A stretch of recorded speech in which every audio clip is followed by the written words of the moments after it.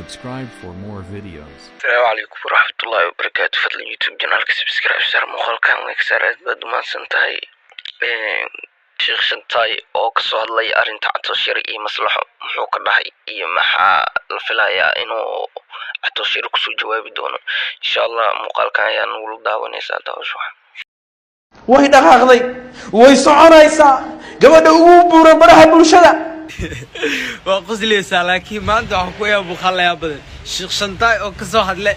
arinta atooshare xaaskiisa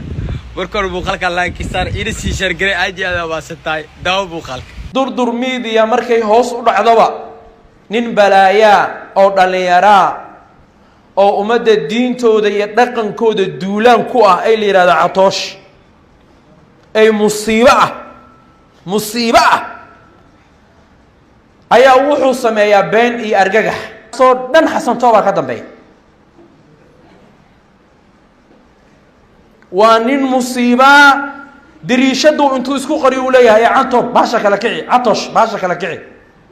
war xasan tooba ilaahay ka cabso tooshow leefa ku jira idilin wallahi ana kaayelin laba daqiiqo kadibna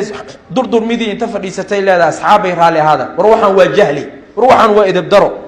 waraaba gabadha aabahid aaw gabadha cariifay liiraado maslax qabo magaceedu wuxuu ahay cariifay war gabadha cariifay liiraado maslax oo qabo ninka la yiraahdo atoosh war ninka gabadha hal qabto war gabadha akhlaaqdeeda hal ilaaliyo war gabadha diinteeda hal loo ilaaliyo war gabadha dhaqanka iyo diinta ha ilaaliso arab dhirka ay baraha bulshada la fadhiisa ha joojiso dhaqan iyo diin ilaali markii la yiraahdo baraha bulshada inta soo fadhiisatay qayliye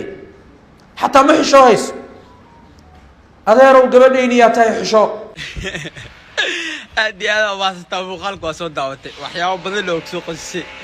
sheekh shantaay runta ku sheega baraada saas arfi dadka hadda runta gabay asrunta sheega markal muuqaalka like ino saar durmeedii iyo wixii dhil sheegana waxa ka fahanteen commenting loo soo qoray aad iyo aad baa sitiin wani salaama